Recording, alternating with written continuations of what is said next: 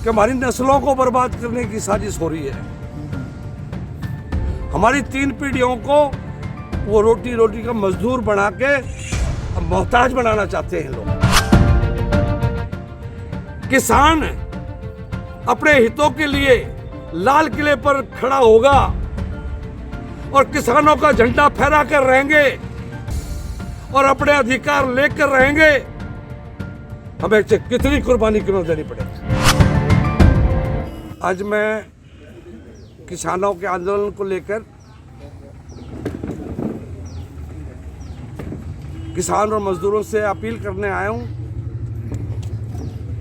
कि ये जो तानाशाही और जुल्म इन किसानों के साथ करने की साजिश रची जा रही है, इन लोगों को बेनकाब करना होगा। हमें जो हमारे खिलाफ जो साजिश की जा रही है, किसान को बर्बाद करने के लिए, किसान की नस्लों को मिटाने के लिए साजिश हो रही है। हमें इनकी चिंता, अपनी चिंता नहीं है कि हमारी नस्लों को बर्बाद करने की साजिश हो रही है।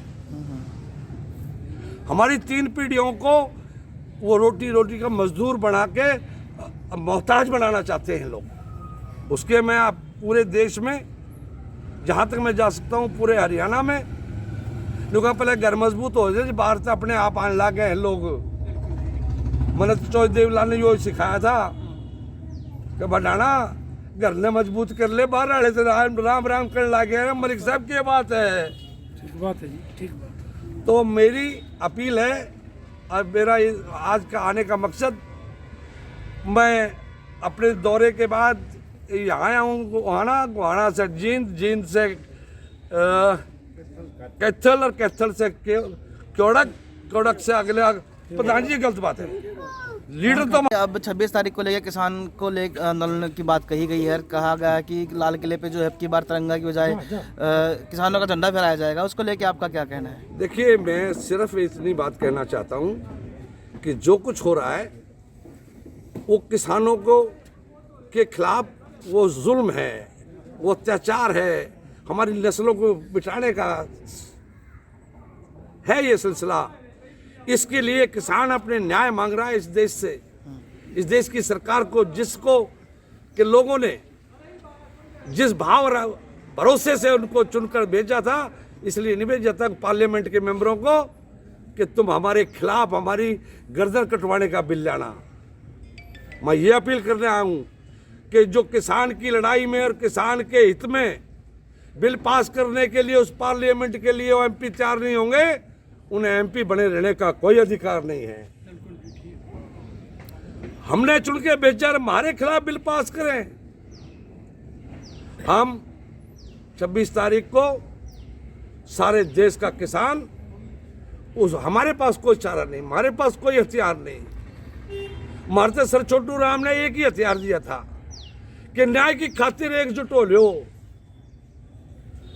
और कोई सत्ता और कोई सरकार हो, और जब सत्ता सरकार को त्याग के खड़ा हो जाए ना, जब सर छोटू राम खड़ा होगा, ऐसा वक्त जब भी आया था गुलामी का। लेकिन बीजेपी के जो नेता हैं आज भी ये कह रहे हैं कि किसी को कानून अपने हाथ में लेने नहीं दिया जाएगा। तिरंगा आज तक प्रधानमंत्री ने फहराया, वही फहराएंगे। मैं इन बातों में जान की जरूरत नहीं रखता।